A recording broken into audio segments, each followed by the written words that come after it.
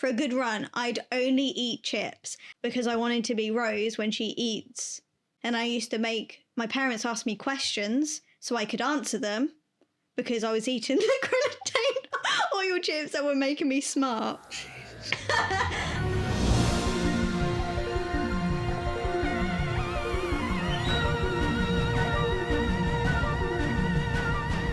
Hello and welcome to the Says Who podcast with Kat and Tip. Hello. How's it going?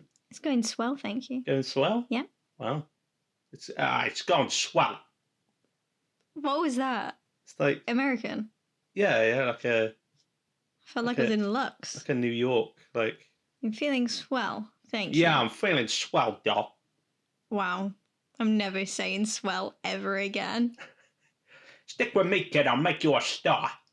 Oh my god. Suddenly I'm Tallulah. 3008. Yeah, good. Good. How are you? I'm all right, thank you. Good. Yeah, not too bad. Good. Not too shabby. Yeah. Yeah.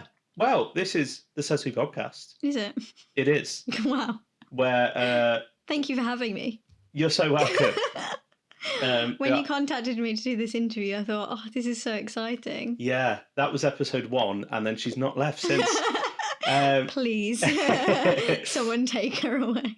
Says Who podcast, where we talk news, reviews, and all things Who. We're trying to work that back in. I keep forgetting it every week. Yeah. So I'm trying to. I forgot it was a thing. So trying to get the little tagline in. You know, the branding. Yeah. We're so good the at synergy. Yeah. Yeah. That's always at the forefront of my mind. That's how we work. We're very, very marketing based, aren't we? That's very administrative. You've seen my folder. Yes. Funny that. Because you spend a lot of time sort of like making things like that to organise things. Yeah. And still forget stuff. Well, I can tell you, up till about season 11 of Classic Who, I'm very organised in watching that while reading the Sixes comics alongside. That I'm very organised in. You've not really explained what you're talking about. Oh, for anyone who didn't know, I'm watching Classic Who from the beginning. Oh my god, why haven't you mentioned? Yeah. Why have you never mentioned it? Okay, right, here we go then. Why have you all been letting me sleep on the power of the Daleks? Why do you not already know? Because I've seen it when I did my first original, like, through Classic when I was in university. Right? And then I tried to, when I became obsessed with Daleks at one time, like, maybe, like, half a year ago or something. I don't know, you go through phases. My phases, yeah. Well, I went through a Dalek phase. You know how like a lot of kids will go through like an emo phase or like, or they get really into like, I don't know, basketball. Yeah, like that was my ping pong phase. Like you have just phases of Doctor Who eras, creatures, actors, characters. Yeah. Well, when I was in my Dalek phase. Yeah. It's not a phase, Mom. It's not a phase, Mom, but it absolutely was. I started watching all the classic. Like I was watching every Dalek story, but out of order. Yeah, because why would you watch them in order? Because why would I watch them all in order? Yeah. And I used to watch the classic ones to go to sleep to. So I watched the first like 10 minutes of the Power of the Daleks, and then definitely got distracted by something else, and never picked it back up. So when you say you've seen it... Yeah, like, it was like 8 years ago. 8 years ago you watched 10 minutes and then fell asleep No. 8 years ago I watched the full thing. Oh, right, okay. But, like, half a year ago, I fell asleep during the first 10 minutes because I would have watched it at like 1 o'clock in the morning, falling asleep. Like, lying down, so instantly asleep. But, not this time. And, oh my God... It became my whole personality for 3 whole days. I'm not surprised. Yeah, Power of the Daleks is really good. Insane. And it was really funny watching, like, all of the little pieces that are just recycled into Modern Who as well. Well, yeah, because Well, like of course you'd take those moments out of the Power of the Daleks. Like of course you've been given this like insanely good, like, especially like considering the Dalek stories we've had beforehand. Like some of them are okay, some of them are like interesting, some of them need work, and then you get this 9.5 out of 10, and you're like, oh, it might be. I don't know because I haven't got through all of Classic Who yet, but it might be the Dalek story of Classic Who, and I'm pretty sure it will be. In case you're confused and think that you've misread the thumbnail and title, this isn't a review for the 1960 story, The Power of the Daleks. Okay, we don't have any news. We don't have any news, no. So I'm filling that gap with my news, and my news is I've just rediscovered The Power of the Daleks. And I'm obsessed with it. I can honestly, hand on heart say, could you, right, okay, just picture this, guys. Right, picture this. Can you imagine being back in the 60s, yeah? Right? Okay, you've just watched The Smugglers, all right. But then, bam, the 10th planet, straight after The Power of the Daleks, feeding. Oh my God, give me some of that Doctor Who loveliness. Insanity, could you imagine? And then the hat trick, because you get the Highlanders. You definitely do get the Highlanders. You absolutely do. It's really sad that the 10th planet and the Power of the Doctors is... No, wrong one. The Power of the Daleks is sandwiched between the Smugglers and the Highlanders. Yeah, but that's like all Doctor Who, isn't it? Yeah. You get some really good like alien stories, and then no, like I don't hate all of the historicals. Like I don't. But the Highlanders, it took a lot for me to watch episode 3 and 4 last night. I mean, I'm trying to think of stories that have like The Run, where you just get banger after banger. I can get my folder if you'd like. The podcast doesn't that like. The ones, I mean, Tom's like early run. Yeah. Oh, well, we can't discuss that until I got there. No, but I'm just saying, generally, okay. All right. Revenge of the Cybermen's a bit naff. A bit naff. A bit naff. You're talking about the 4 out of 10 Cyberman story. But I think season 12 up until Revenge is bangers. Yeah. Some better than others. Yeah. Like, realistically, the Sontaran Experiment is nowhere near as good as Genesis. No. However, I really like it. I still think it's a solid, good little bit of it. And it's a two-parter. Yeah. It doesn't outstay its welcome. Yeah. Do you know what I mean? Yeah. And how can you hate little potatoes, you know? Exactly. But season 13 and then into 14, I don't know if you've got a dud story in there. You know? I'll tell you in a couple of months. Mask of Mandragora can kind of take or leave. But then you got Hand of Fear. Banger. Deadly Assassin. Banger. Face of Evil. Banger. Robots of Death. Yeah. Talons, which, you know. Certainly there, isn't it? Yeah. I can't wait until we end up reviewing that one. Solo pod for you. I'll be off living my best life. But then new series, the latter half of series 3. I knew you were going to say that. Even from, I mean, I'd say that most people would say it starts at Human Nature. Yeah. I think 42. You know I love 42. I think that it's pretty good. I love 42. Spoiler for next week. Tune in if you want to. But yeah, 42, Human Nature, Family of Blood, Blink, Utopia, and the finale. That's a strong run. Even same with series 4, really. Yeah. Because Library 2-parter, Midnight, Turn Left, finale. The thing is, the only things that I have, and it's the same with series 2 as well. The issue with series 2 and series 4 that I have, I think they're absolutely great, but all of the single stories, they feel like singular stories. It doesn't feel like a cohesive unit for me. For 2 and 4, did you say? Yeah, if I think of If I think of those series, I just think of them as like, oh, they're a series of like little runaround stories. Like I always think of them as individuals rather than thinking of the whole series arc. Whereas series 1, you think, oh my god, that series arc was absolutely phenomenal. Series 3, you think, oh my god, all of that leading up to the finale. Do you know what I mean? Yeah, I think that's how but I think feel. a lot of that is for me anyway, less so the series up, like the Bad Wolf and the Vote Saxon and the stuff like that. It's more the relationship between the Doctor and companion. Yeah. And seeing that sort of grow. Yeah. I think obviously series 1, that's all about the Doctor and Rose and their dynamic. Series 2, I think. I just feel like it's campy. Yeah, it's like campy little stories, you know? Dates in time and space, isn't it? Oh, I love that.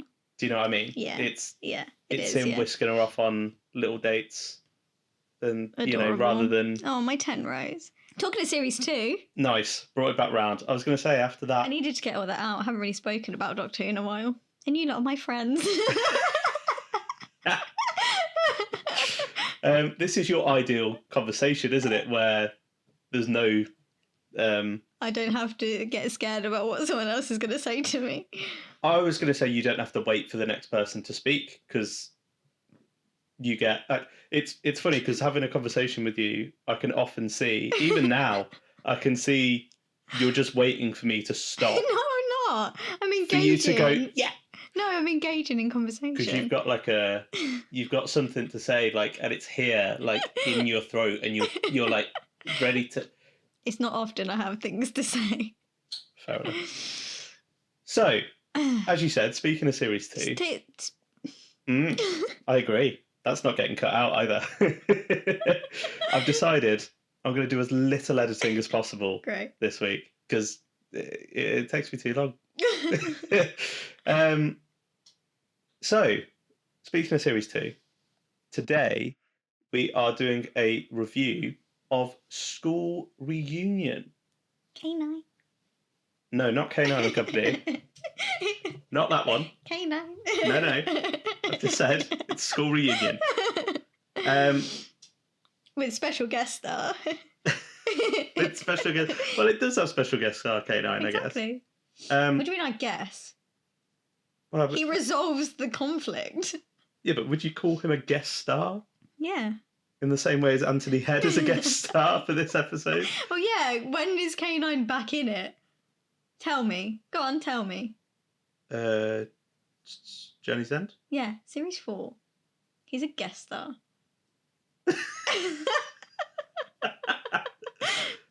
Okay. I mean... The coffee didn't make me tired. It didn't. What? Why did you think the coffee was going to make you tired? Because sometimes it does. Sometimes it makes me sleepy. I've been having it before I go to bed and it sends me to sleep. Don't do that. It's been sending me to sleep. No. Coffee makes me sleepy. Are you sure that's not just a hot drink that's doing that for you? Don't know. Well, surely not, because if it was just a hot drink, then and the caffeine was working, I'd be awake. But I'm not asleep. Is that how it works?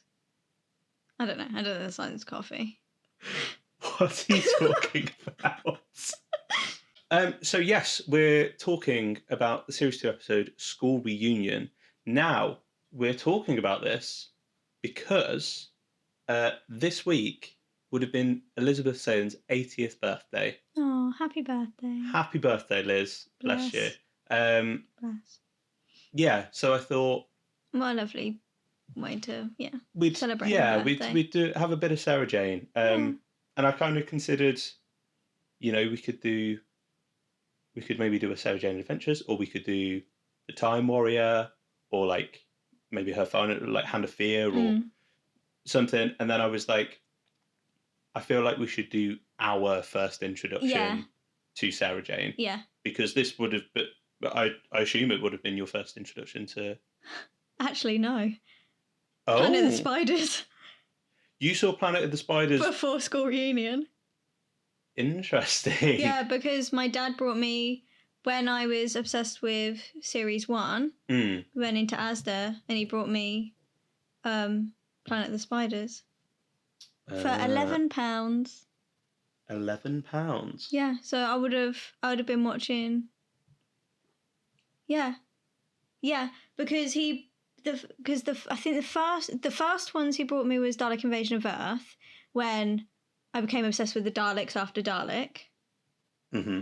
So that was it was your first Dalek phase. You had a second Dalek phase later on. Well, yeah, because then Robo-Men became my whole personality, and I used to walk around pretending to be a Robo-Man, going do do do do do do do do do do do do do do do do do do.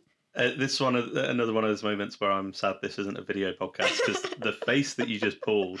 I was locked in. Just a really camp little march with a gurning grin on your face.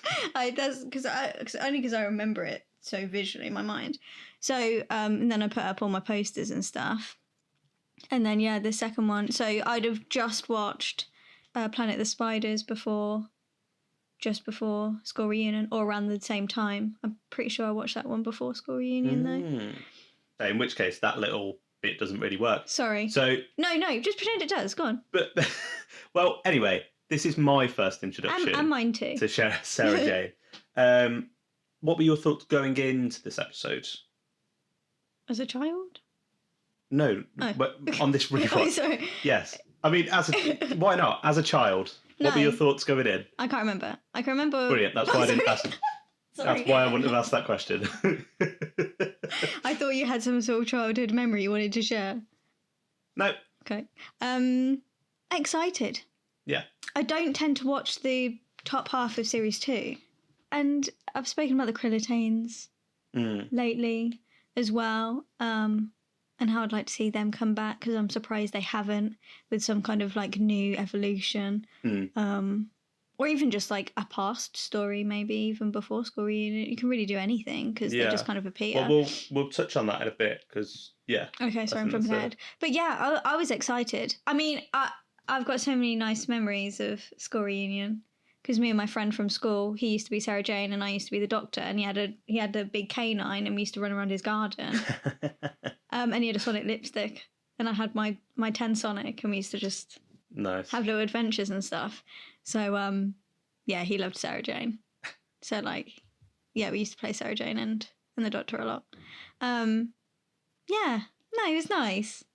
It was nice. I've always really liked this one. I didn't like it for so long because of Rose and the Rose and Sarah conflict. Yeah, the bitchiness I didn't like. Like as a child, I was like, but I don't understand why you don't like each other. I don't know why you're arguing. I don't know what.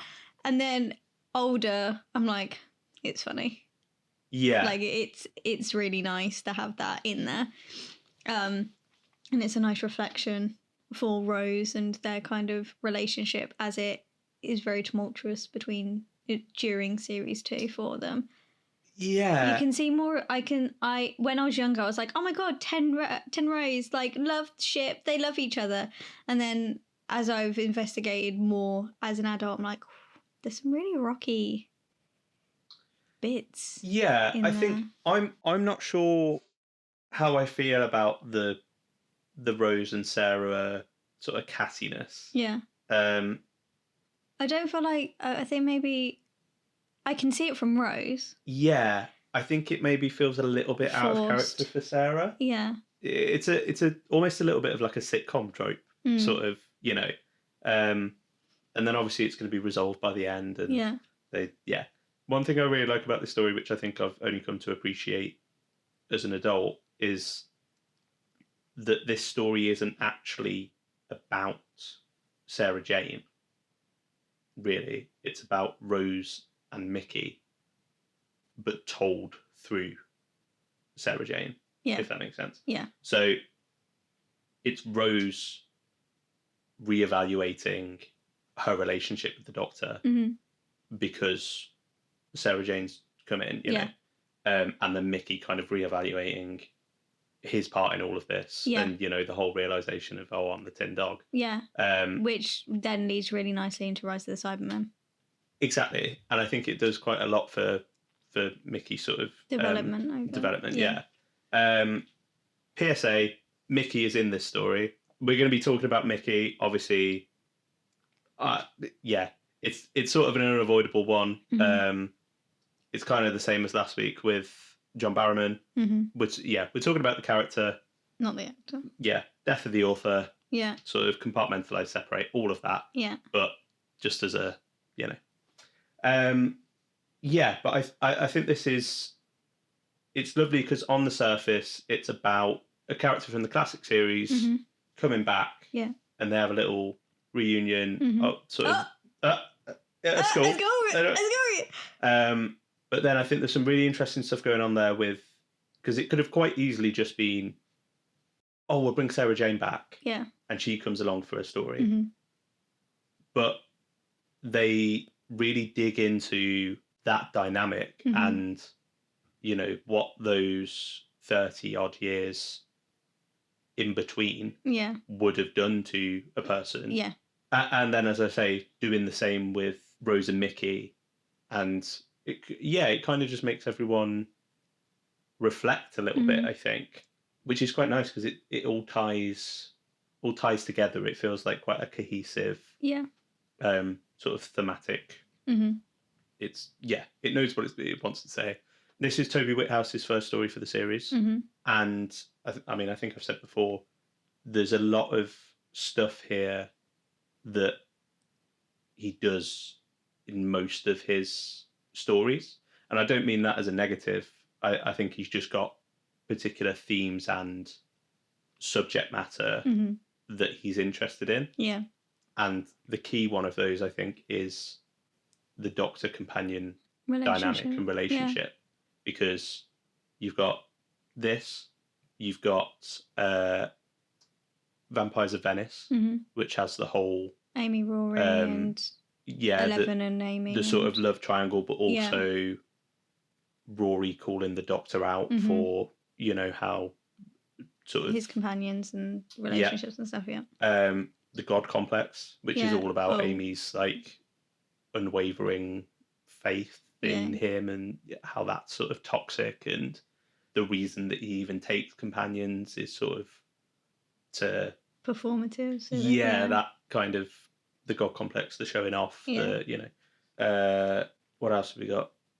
Under the Lake Before the Flood is very much about how desperate the doctor is to save Clara and the lengths that he'll go, which I know that whole series arc is. But it ties in and fits perfectly, doesn't it? Exactly. So I think it's interesting to sort of see those seeds here. Yeah. That he'll go on to sort of develop and continue to explore in his later stories. Yeah. I think it's interesting also that he got this story to write. Because similarly to when we spoke to Rob and he was saying, I think if this story were like written in this series, Russell would have written it. Yeah. And I kind of feel the same about this one because it feels quite a big... write Sarah Jane coming back. But then, there's maybe an argument of why would he have not written the Cyberman two-parter? Because that's quite a big one and bringing back the Cybermen. Yeah. And also that it links so heavily to the finale and... Yeah, well, maybe he was just focusing on the stories he was writing and letting other people have a go. It's just interesting, isn't it? Because I feel like Tooth and Claw and Love and Monsters are ones that you'd probably go, okay, somebody else does these. So that he can write School Reunion and exactly, but I just thought that's interesting because it doesn't really happen so much in the later, in series 3 and 4, really. How do you mean? What? Like, I feel like he writes the important all ones. of the big ones. Yeah. Yeah. Yeah. I don't know. Interesting. That's fun. Maybe he's still like not realising which ones are going to be the big ones necessarily in his series. Yeah. And then he reflects after. I don't know. Yeah. Should I get out the writer's tale? Where should we jump in with this one? Oh. Go on. I love this episode. I was just thinking of all where we could jump on from, and then I just started thinking about Sarah Jane, and then I was like, Should we start with Sarah Jane? Yeah, I really like when she walks through the door and David Tennant's little face. I like how she's introduced. I like how as soon as she walks through the door and she kind of makes a direct line for the doctor and then starts asking all of her like investigative questions, but like with the, you can see the like underlying, I'm investigating this because there's an alien situation going on, but obviously you're not going to know that there's an alien situation going on, so I'm just going to target these questions so I can get the information that I want so I can go around snooping at night. Like, I just think it's how she's first introduced and written is really clever. Like, it wasn't like, oh, this is Sarah Jane Smith and she's a classic companion from blah, blah, blah, and she used to do this and this is what she used to be like. They go straight in with her character and boom. Like, it's like she hasn't taken time away. This is been her life since, and this is where she is still doing and currently being, think that's you know? probably one of the strengths of it. Yeah. That she has real agency in this. Yeah. And now having sort of seen the classic series, which, this was my first introduction to her, but having gone back and seen her with John and Tom. Yeah. She's exactly the same. Yeah. She's not changed at all. She's not aged. Yeah. She's just like, she has aged, but also looks exactly the same. Yeah. And she just slips straight back into that character. And, they give her they sort of push it in a new direction for certain elements. Well, she's just maturer and she's lived. Yeah. And she's developed and come into her own away from the doctor, and that's what we're seeing. But I think it's it's really nice that she's got that agency. She's investigating. She's doing her own thing. Yeah. He doesn't just bump into her in the street. Yeah. Walking out of Sainsbury's. She's walking with her K9, food shop. Yeah, taking K9 for a walk. Which I think really kind of binds and sort of sells you on the character. I think especially for people that, a lot of kids, but I guess even adults, not knowing who she is, I think you're quite quickly sort of endeared to her. Right, she's endearing. As a character, yeah. And that scene in the office is just lovely, isn't it? Yeah. It's really, really nice. I think throughout this, I think it's really commendable the way that David plays it. Yeah. Because he's simultaneously very much his doctor. Yeah. But it's completely believable that this is the same man. Yeah. That Sarah travelled with. Yeah. Which I think is it's a really difficult sell. Yeah. But their chemistry is just gorgeous. Can we now talk about the scene where he first goes, "Hello, Sarah," and he stood behind his TARDIS? Please. Not yet, because I've got a bit more to say in the office bit. But okay. Yeah, we'll move on to that in a sec. Okay. One thing as well with David's performance, this is the first one they shot in this block. Right. So they did Christmas Invasion. Yeah.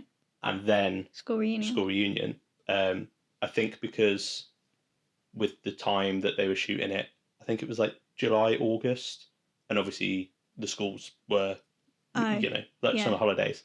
So they had to shoot So they were school, like, okay, well, we need to get in before all the kids come back, and we can't use the locations. Yeah. I think it's interesting because even here he feels a lot more grounded and developed. Sort of, like a lot more like he's found his feet from even just Christmas Invasion. Yeah. And I know obviously in terms of like screen time and scenes that he's in where he's conscious, like he doesn't have loads to do in that episode. Yeah. But it really feels like, okay, he's got a hold on it now. Yeah, yeah. It's also, I don't know if it's like an intentional sort of meta joke, or if it's just sort of, coincidence or serendipity or whatever. But Sarah coming up to him and saying, "Oh, have you worked here long?" And him going, "Oh no, it's my second day." Yeah. And it's literally his second story. Yeah. But you can completely see David's just adoration for Liz. Oh yeah. Which is nice because he has that being a classic Who fan anyway. but it also works completely as someone For who the he used to character. adore. And I think especially for the 10th Doctor as well. Yeah. You know, because 9 is he's had all of that Weight. the Time more yeah weight on his back. Yeah. the guilt and the angst and all of Mhm. that. And I always think of 9's arc is Rose kind of pulling him out of that gradually, Yeah. and just helping him Come to terms with to it and help process forgive it through. himself. Yeah. I think to a certain extent, not completely, but No. to be able to live with it. Yeah. And ultimately, he, as she saves him from himself, he saves her and sacrifices himself, and which is what leads to his regeneration. So I always think of 10 being like born out of love. Yeah. Like, Yeah. and he is a little sweetheart, isn't he? He's the gentle puppy dog that comes out of. yeah, and I think that's why he's so emotional. Yeah. Or like emotionally driven. Yeah. Which I think you can see in those moments where Sarah walks in and he is the puppy dog, like bouncy, you know. But then on the other side of that, when he gets upset, he's about it. Upset. Yeah. There's just so much charm in that scene, even if you don't know. Yeah. Like me as a kid watching that, I don't know who Sarah Jane is. Yeah. You can see that he recognises her, obviously. Yeah. But I've got no connection to that character or their relationship or whatever. But neither did I, really. I was fascinated by big spiders, and I knew that there was a lady there called Sarah Jane. Yeah, in a very dashing stripy top. Yeah, 100%. And then later she comes on my screen, and I definitely wouldn't have made the connection.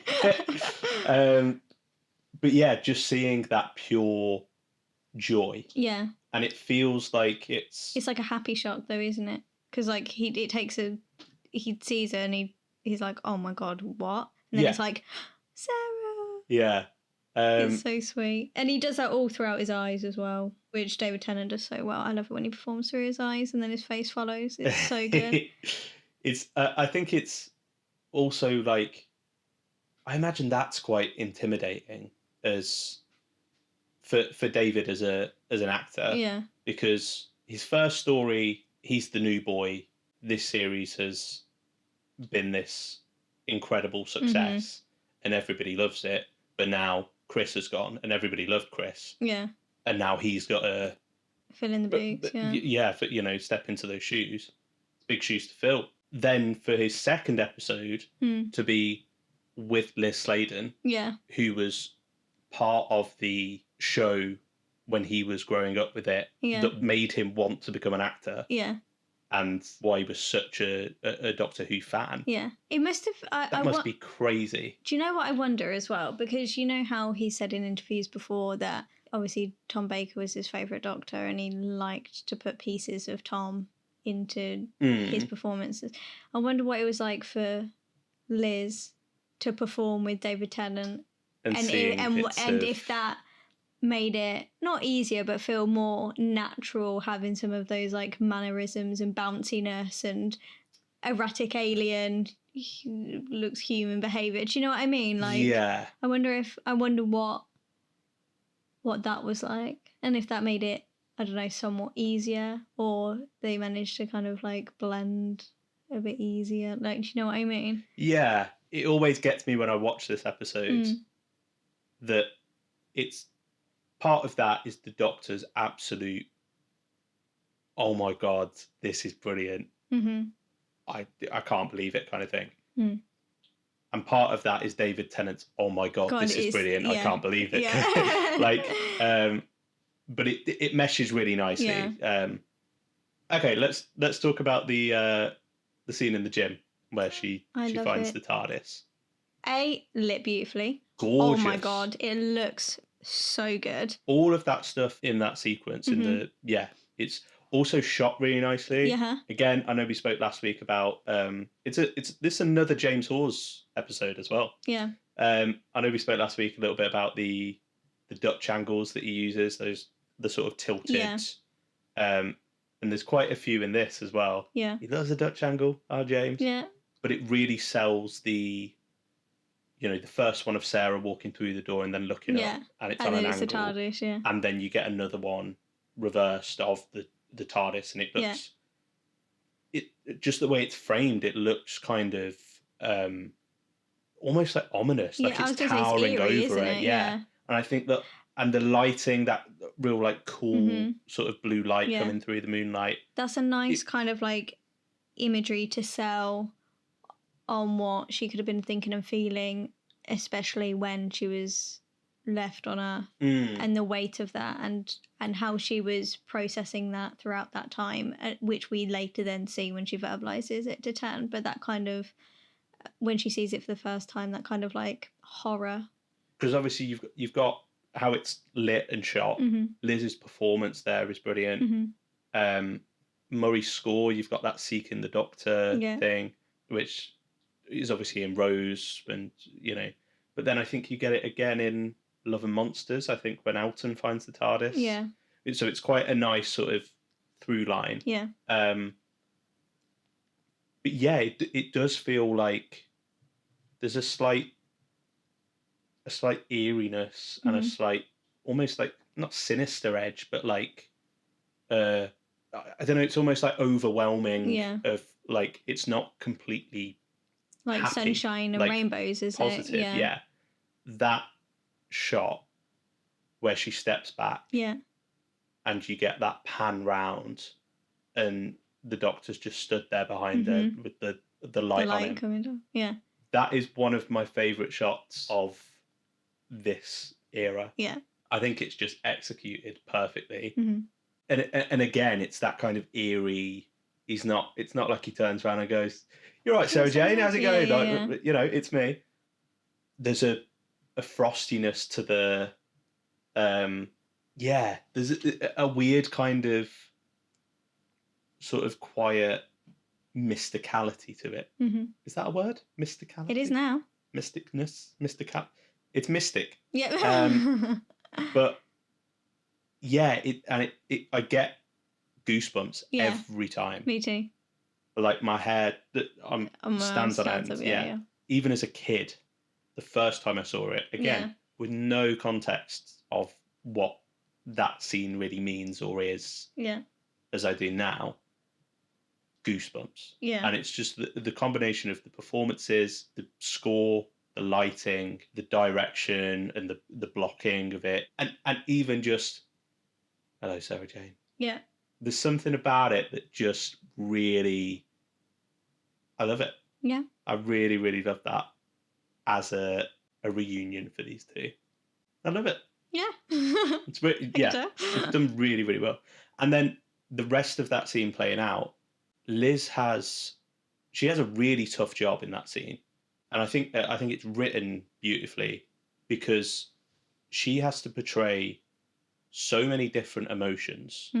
The shock, the kind of weird like fear, the joy, the confusion, all of the emotions sort of are flooding through, aren't they? Dread, the anger, and obviously all of that's going on, but it comes out in certain lines. So you get the whole Doctor, it's you, isn't it? And then, you've regenerated and all of this, and they kind of have half a dozen times. The sort of slightly not awkward. Yeah, but it is, isn't it? It's a reintroduction. Before you get to the gritty stuff. Yeah, and then you get to "You look incredible." Oh, so do you. I got old. Remembering. I don't. There's something really in how Liz delivers that, especially with that being such a poignant theme of the episode. Yeah. The whole like aging and what happens when humans. Yeah. And then you get her going. They have their little laugh together. And then that turns to, I thought you died. Yeah. I can't keep this in anymore. Yeah, the anger comes out then. I'm upset. Yeah. Like, I just think it's a really, really great scene where she sort of cycles through all of her emotions. Almost like these stages of grief. Yeah. Like, she kind of just like bounces around. But it still feels, it never feels like, okay, now she's doing the happy bit. Yeah. Now she's having a laugh with him. Yeah. Now she's angry. It's really organic, isn't it? How she delivers everything. Yeah. But I think that's testament to Liz Sladen's acting ability. Yeah. Because that is tough to sell that many different sort of distinct emotions. Yeah. As you say, make it feel organic and natural and flowing, and still be able to sort of deliver them authentically. And I think David just sort of stood there very static. And he just lets it happen. Yeah, kind of listening and hits him. Yeah. Yeah, their dynamic in this whole episode is brilliant. It's great. We'll leave their goodbye to the end. That's the end of the episode. Yeah. No, I was just thinking because we're talking about their relationship and, you know. Let's not jump to the end. We've got so much meatiness to get through. You hypocrite. You always jump to the end. Liam, if we could not jump to the end, please, because we've got the whole middle to discuss. We've still got all the companion other relationships to talk about, and the Creditanes, and then the overarching story as well, please. Okay. So, should we talk the plot? Yeah. Let's talk the plot. We've got some aliens up to no good in a school. Yeah. And so it's the Creditanes. It is the Creditane. Who, as you said earlier, are like... I'm really shocked. I mean, I think there's some Big Finish audios and they come back in stories, like expanded universe things. But I'm surprised they haven't come back in main universe. Because they feel like the perfect... They feel like... the Creditane feel like what Moffat's Weeping Angels are. In terms of, like, Moffat brings back the Weeping Angels all of the time because they kind of fit that perfect, like, Doctor Who sci-fi villain. And Creditane feel like it should be on that level where you could bring them back in different stories. Yeah, Do you know? I don't think they're, like, as like, memorable as the Angels. I think they are. Interesting. I think they're, like, a really good, like, concept to have an alien who, within each, like, race they conquer and stuff, take pieces of them to evolve themselves, because you can go anywhere with that. That's what I mean. I don't think they'd be a good recurring villain. Like... Yeah, but I don't think the Weeping Angel should have been brought back as much as they have anyway. No, I agree. But just another story. My surprise isn't that they haven't come back for half a dozen stories since. No, but they deserve to come back again for a couple of stories. Yeah, like another one or two. They've got another 2 stories in there. Yeah, and I think, like you say, because they're not limited to what they look like or necessarily what their motivation is. Because here they're trying to crack the stasis paradigm. Yeah. Which again is another cool concept. Yeah, I really like their motive here. I like their thought process on how that they can crack it by using children's imagination. Yeah. Because of how unlimited it is and how expanded it is and how it can be anything. Yeah, and it's quite a nice... I mean, there's a line from the Doctor where he said... Because I think it's either Rose or Sarah says, well, why can't they do it themselves? Yeah. And it's the whole thing of, like, they need that creativity and imagination. Yeah. They're not just using their minds, they're using their souls. Soul as well, yeah.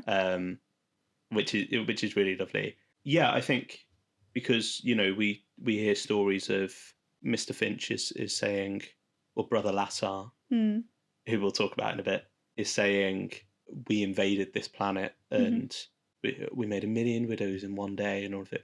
Like, so this isn't like their usual shtick, really.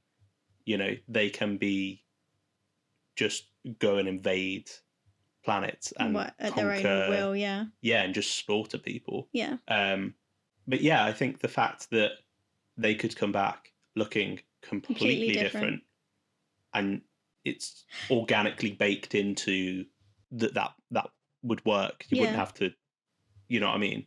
Do you know what's strange?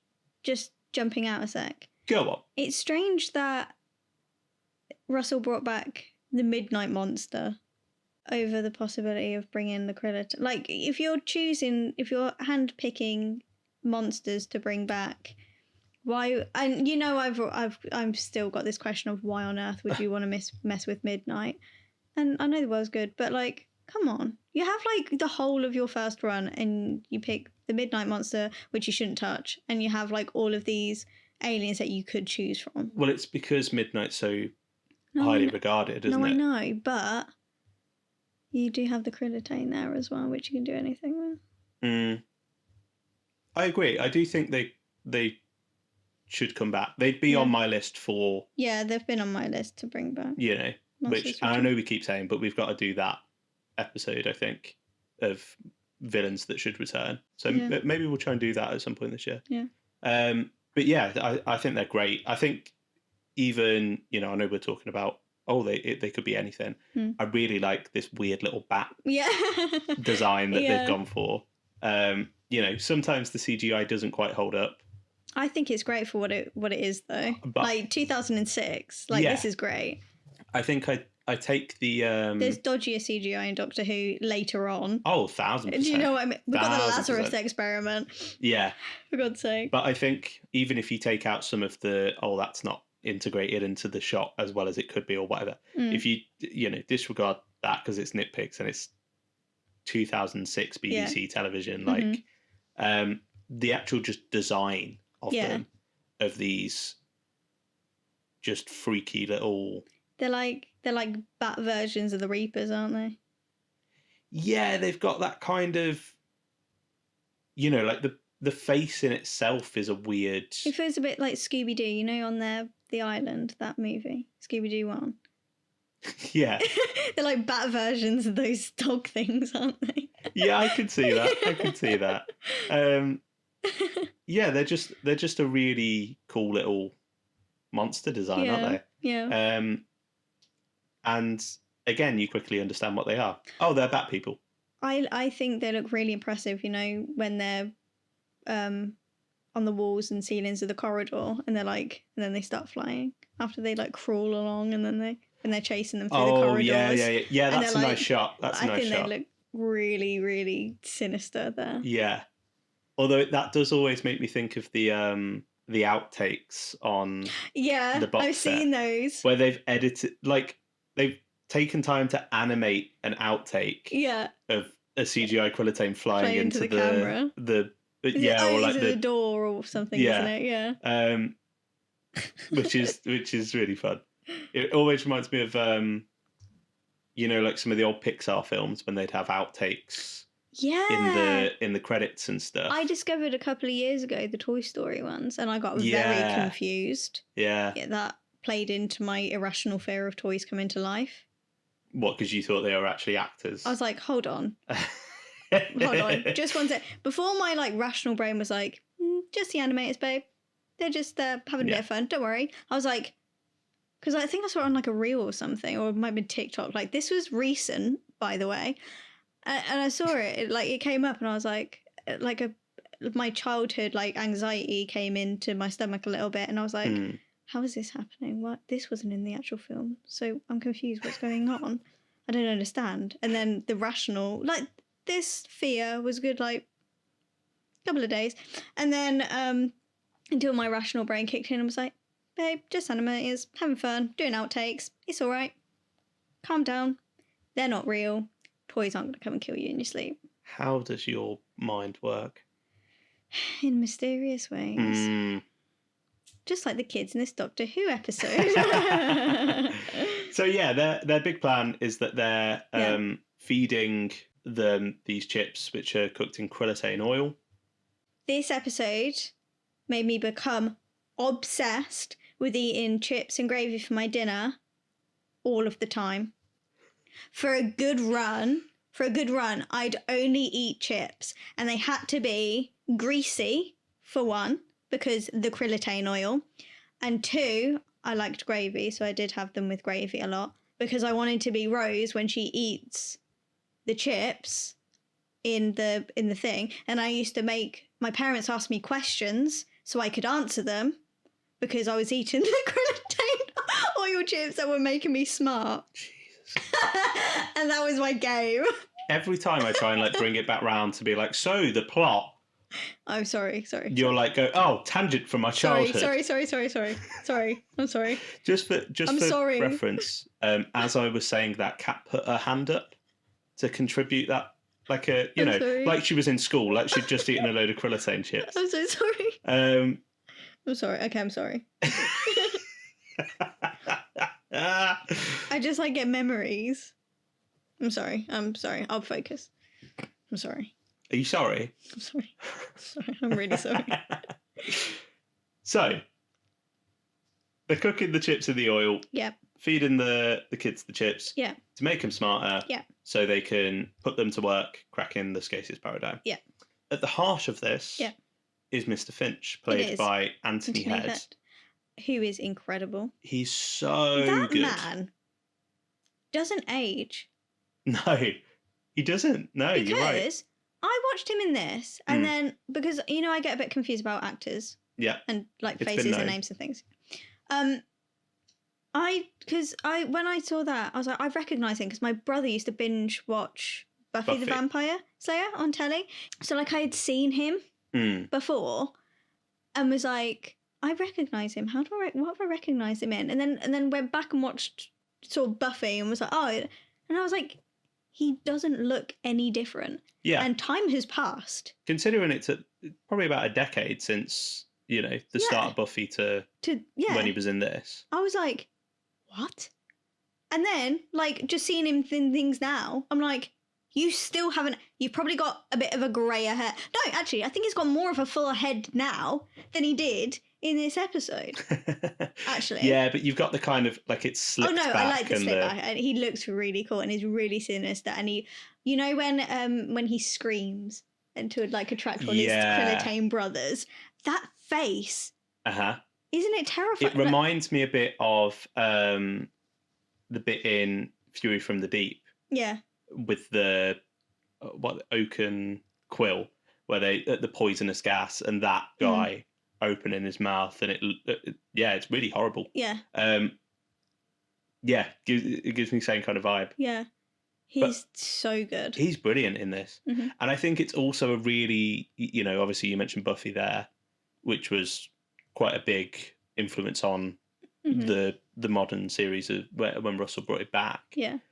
But I think it's also quite a nice bit of casting and sort of doing the reverse of his Buffy character. Yeah. Because he's not a teacher, he's a librarian, but he's this very sweet sort of, British, very polite and gentlemanly. I started watching Buffy, by the way. Oh, interesting. It was actually, Mars and Ben's podcast. Oh, yeah, because they did a little Buffy episode, didn't they? That made me go, actually, I should try Buffy. And then speaking to Rory and knowing how much he loves Buffy as well, I was like, that's what instigated my little Buffy thing. I was like, I'll give that a go, actually. But yeah, I think it's a really, really clever bit of casting. Yeah. That Mr. Finch is kind of the evil twin of Giles. Yeah. Do you know what I mean? Like, and it's kind of not playing against type because... No, he's just got range, mate. But because that's the thing he'd be most well known for. Yeah. It's fun to sort of do that, but spin it on its head. And his performance here is just brilliant. Yeah. Like, really, really sinister. And there's just some really nice little idiosyncrasies, I think, just in the sort of slow sort of tilting of the head. The one bit I really like is when the Doctor's sort of on the balcony looking down. Yeah. And Finch is on the lower level, and the way he twists his feet, he sort of like shuffles round in this really sort of like uncanny, kind of, I don't know, really unnatural move, like really sort of slimy, sort of like, it's smooth, but it's like weirdly like, oh, I don't like that. Right.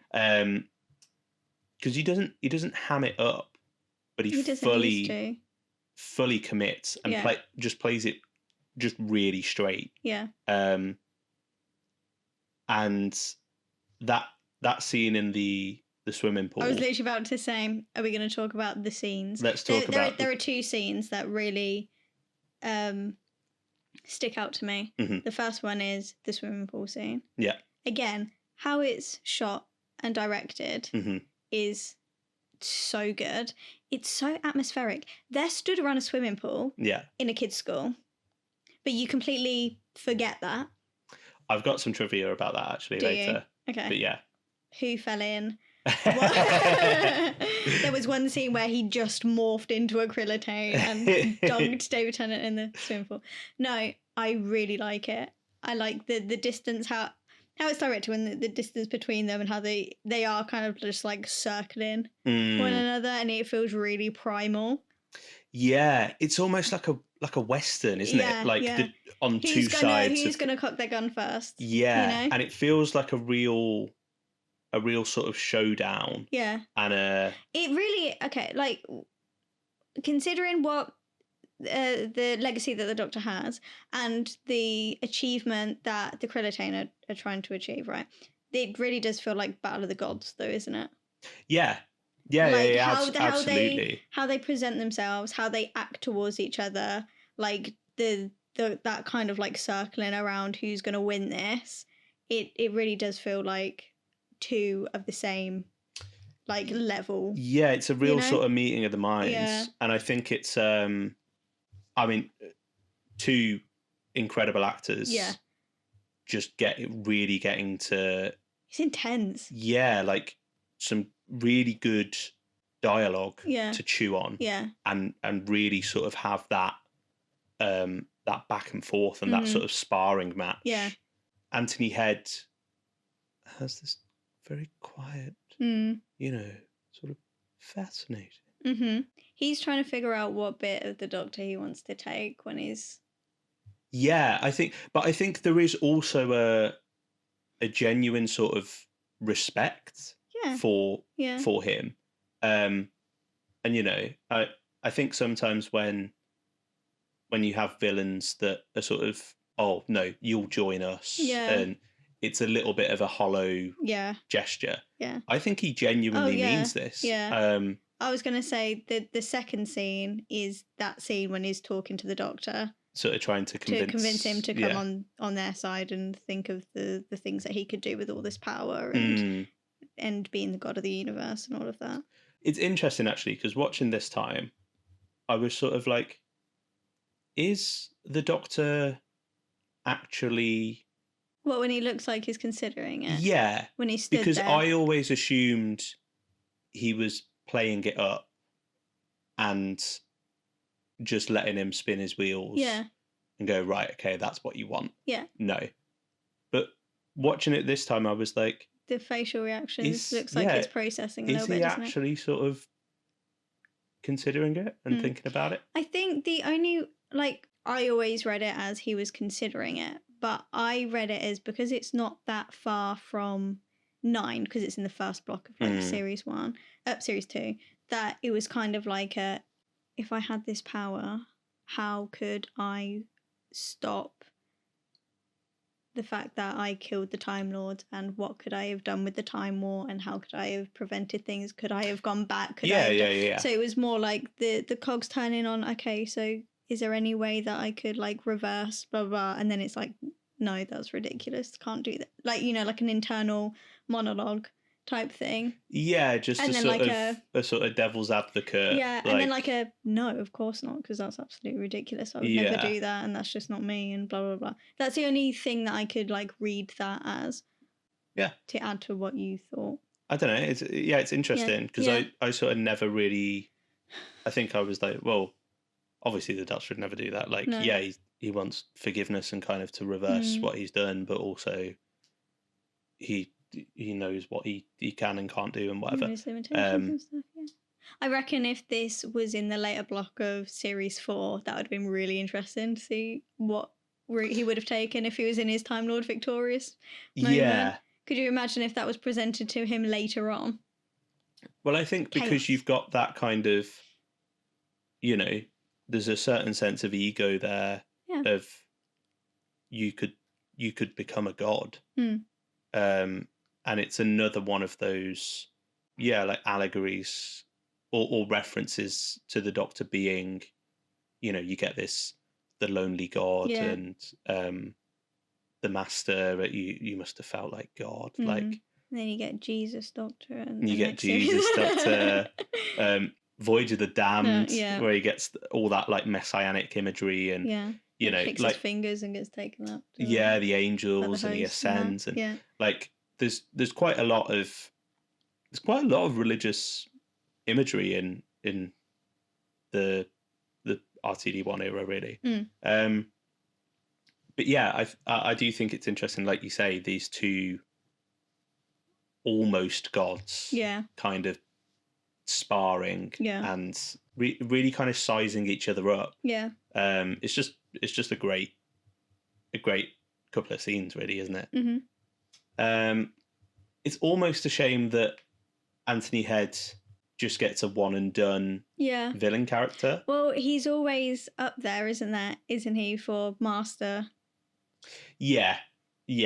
I mean, he'd be great to get back. He'd be great in anything, any role, wouldn't he? Any role, yeah. Because as you say, he's got so much range. Yeah. Like, and so much time has gone now that you could literally put him in prosthetics and no one would batter an eyelid. How many times have other actors been in Doctor Who multiple times? Do you know what I mean? I was going to say, I don't even think you need to put him in prosthetics necessarily. No. Like, you know. But if you were really conscious that you didn't want anyone to notice him, you just put him in prosthetics. Just like, yeah. Yeah, but it's been 20 years. Do you know what I mean? Like, it'd be fine. I just had the realisation it's been 20 years. 20 years, yeah. I hate time. So speaking of aging, should we speak a little bit about Rose's? How did you make that link there? Aging in Rose? Yeah. Okay. Rose's argument with the 10th Doctor outside of the cafe is one of my all-time favourite scenes. Yeah. I think it's absolutely incredible. Especially because she's just spent the whole first bit of the episode seeing Sarah Jane, and when she's like, you were that close with her, what's going to happen with me? And then he's like, it's not going to happen to you. And she's like, yeah, but I'm sure you said that before. Like, it really is like, she's just had the whirlwind of meeting 9, going through all of that, having that really intense finale, and then having the really intense first couple of episodes where it's really like lovey, datey, all of that, and then bam, reality hits. And she realizes, okay, well, I'm not the first, because she's had no, that's probably a thought that hasn't even run through her mind before, that she's not the first. I think Series 2 and Series 1, to be fair, explores a lot of Rose's negative traits. Yeah. Which I think is part of why a lot of people don't like her, I think, especially in Series 2. It's not even necessarily negative, it's just a very kind of clear reflection of a 19-year-old. But it's her flaws, isn't it? Yeah. And I think a lot of the sort of bitchy cattiness towards Sarah Jane, but also towards the Doctor about Sarah Jane. I was going to say, it's kind of it's misdirected, isn't it? She's not angry at Sarah, she's processing the fact that because it's not nice, is it, when you do meet your alien boyfriend's ex-companion, you know. But I think there's a, because this story sort of not so subtly draws the parallel between, well, it's even in Mickey's line, the missus and the ex. Yeah. I can see a 19-year-old when I was a teenager, people were sort of snarky with me about the fact that I'd had a girlfriend before then. Yeah. And that feels, I think part of it feels like, what? Oh, so I'm not the first. Oh, what, somebody else had you before me, kind of thing. Mm-hmm. I think part of it is that sort of immature response of that. But then I think when you get to that scene, you realise where that's actually coming from. Yeah. And it's this might not be forever. Yeah. Or it could be forever for her, but it's not going to be forever for him. Yeah. But in terms of her From kind of Rose's broaching that with him. And it's that sort of, okay, so what are we? Yeah. What are we? You know what I mean? It is Rose's what are we, yeah. And him kind of dodging the question a little bit. It's the Doctor's as opposed to what? That hurts my feelings. Every time I watch and listen to that, my heart breaks. inside. It's a really sad scene, but I love it because it's so juicy. It's great. But it's just really sad. And I think it's another one of those oh yeah, he's not human. Yeah. Like, that's quite an alien, sort of detached. But do you know what really annoys me about David Tennant? No, the 10th Doctor's, like, avoidance. Go on.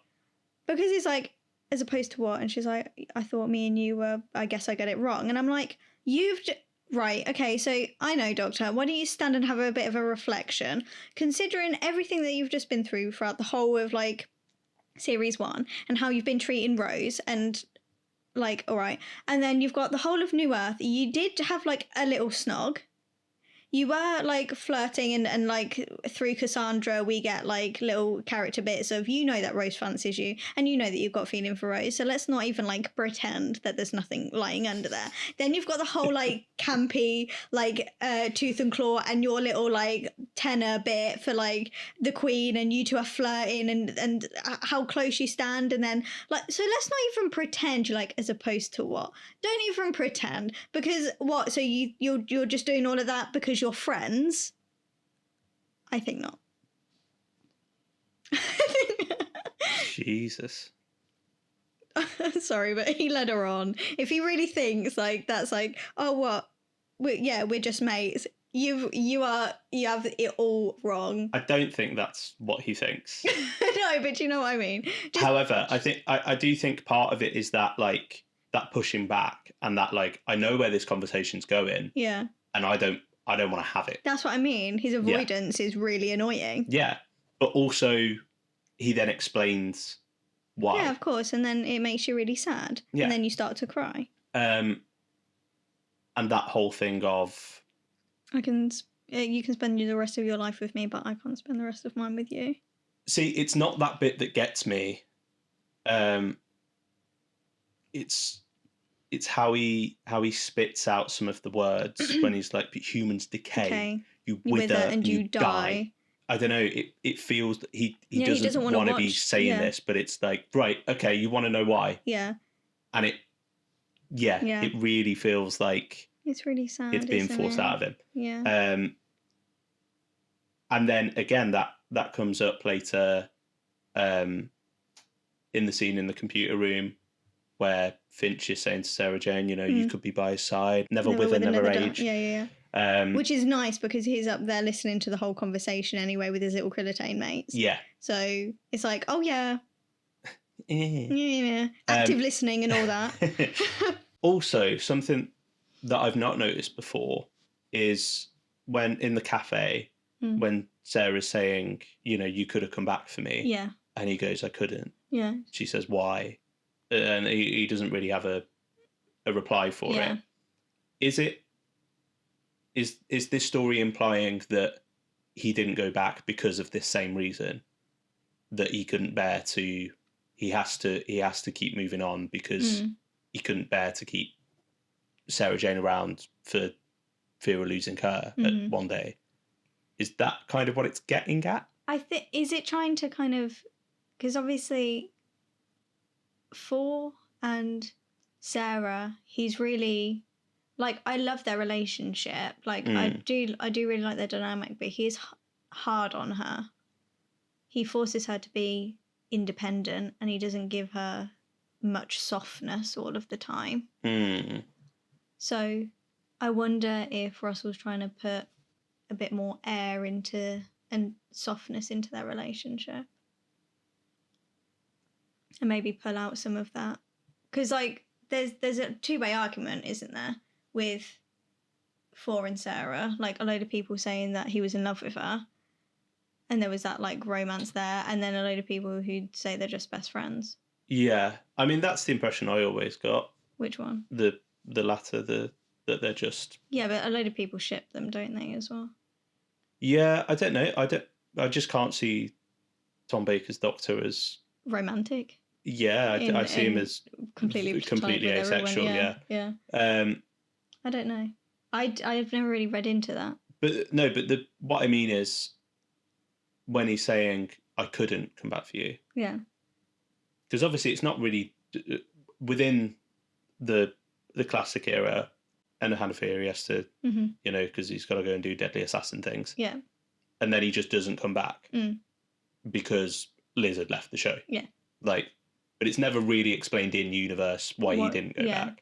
But I don't, because this here with like, you could have come back, I couldn't. Yeah, but I can't. Why? I can't see it being that sentimental, because Classic Who wasn't that sentimental. No, but that's what I mean. Is it retroactively sort of saying to, like, that's to kind of connect the dots between, and thematically tie it to this story? I don't know. Or maybe just too much time had progressed, and so he was a different person. So you don't want to. I don't know.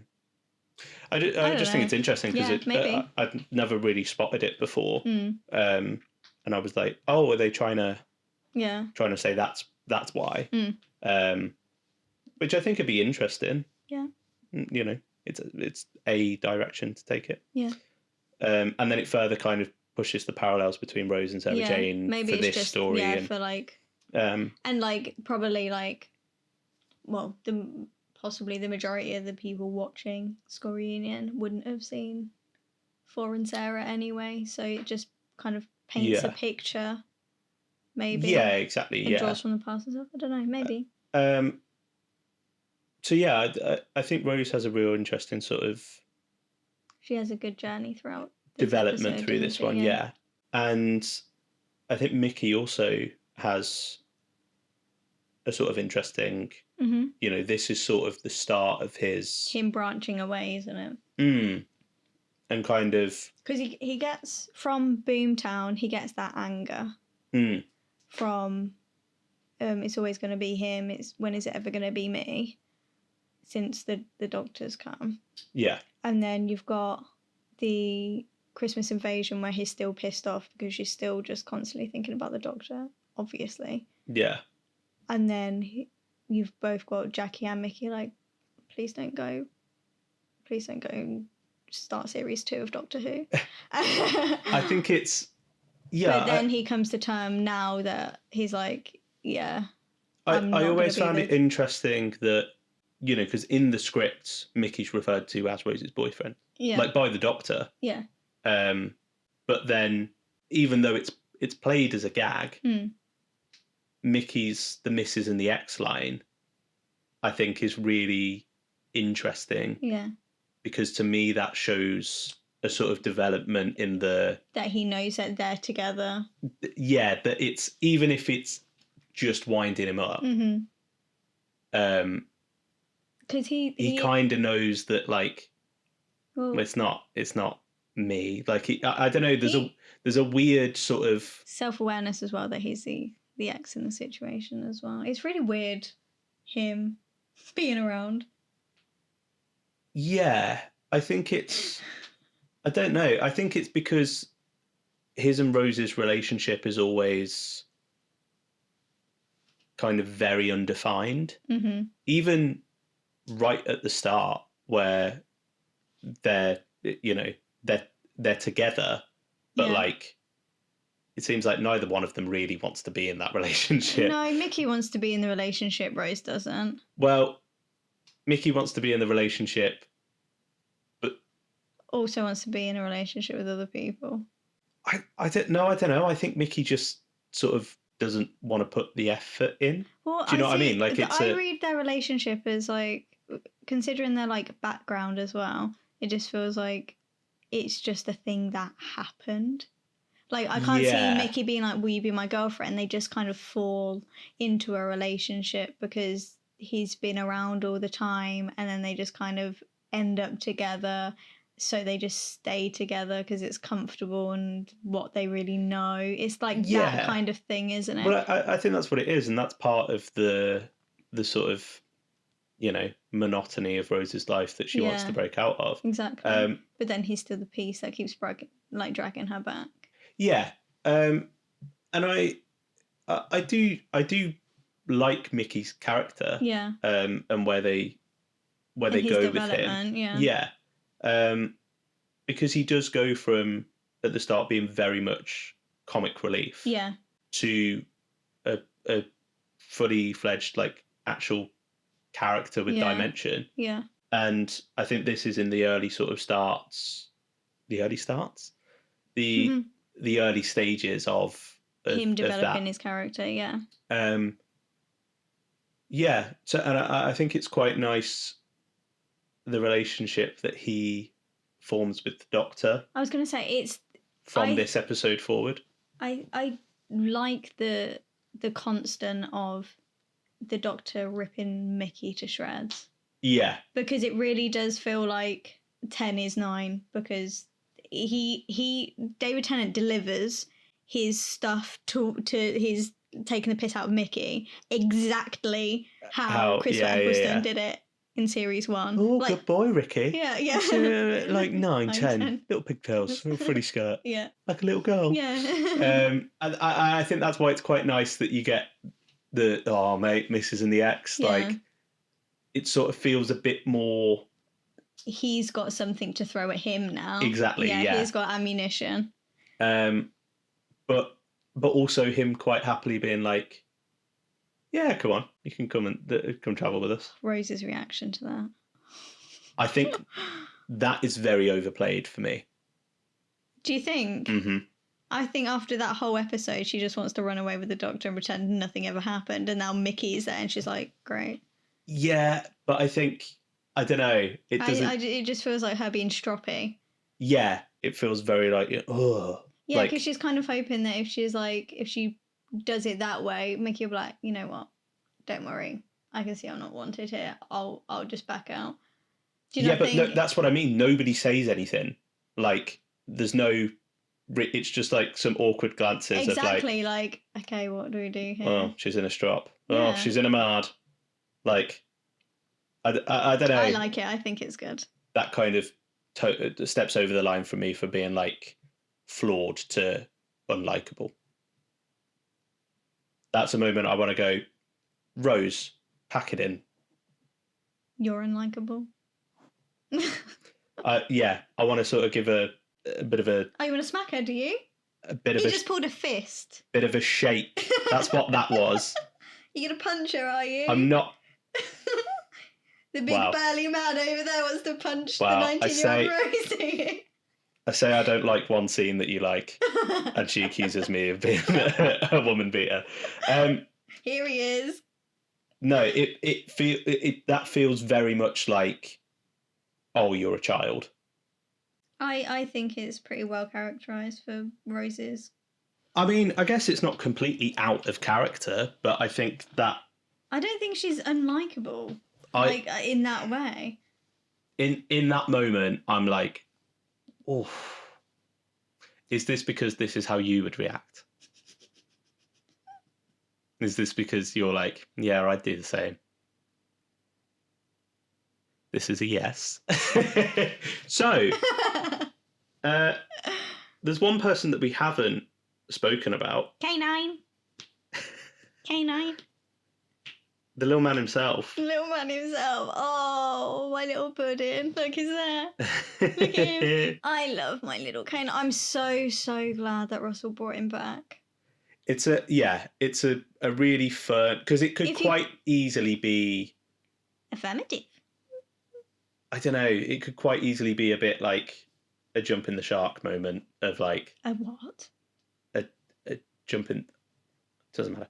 It could quite easily be like, why have you brought the robot dog back from the 70s? That's a bit far. But, like, if we're talking like canon, last time we saw Sarah Jane was K9 and Company.